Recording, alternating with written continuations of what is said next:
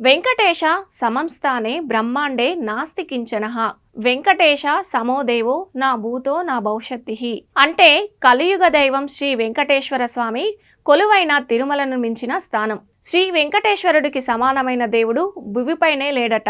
అంతగా భక్తులు కొలిచే తిరుమలలో కొలువైన కలియుగ దైవం శ్రీ వెంకటేశ్వర స్వామివారు ఎంత ప్రసిద్ధో ఆ స్వామివారి ప్రసాదం లడ్డూ కూడా అంత ప్రసిద్ధి చెందింది. తిరుమల వెళ్ళి వస్తే చాలు లడ్డూ ప్రసాదం తెచ్చారా అని అడుగుతారు.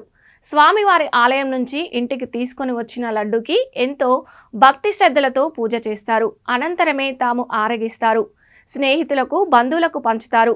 అందుకనే తిరుమలకు వెళ్ళిన వారు స్వామివారి దర్శనం కోసం ఎంతసేపు ఎదురు చూస్తారో అదేవిధంగా లడ్డు కొనుగోలు కోసం క్యూలో నిల్చుంటారు.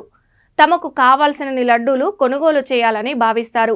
అయితే స్వామివారు లడ్డూ ప్రసాదానికి ఉన్న డిమాండ్ దృష్ట్యా పరిమిత సంఖ్యలోనే భక్తులకు లడ్డూలను అందజేస్తుంది టీటీడీ. ఈ విషయంపై భక్తుల్లో కొంత అసంతృప్తి ఉంది. టీటీడీ స్వామివారి భక్తులకు శుభవార్త అందించింది.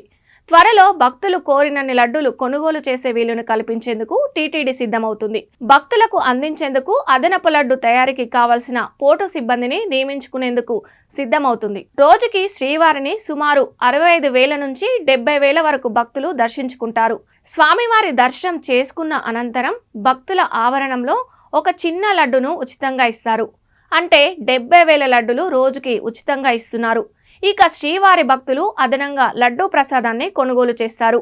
ఒక్కొక్కరికి 4 లడ్డూలను విక్రయిస్తుంది. ప్రస్తుతం టీటీడీ రోజుకు 3.5 లక్షల చిన్న లడ్డూలు, 6,000 పెద్ద లడ్డూలు అంటే కళ్యాణం లడ్డు, 3,500 వడలను సిద్ధం చేస్తోంది.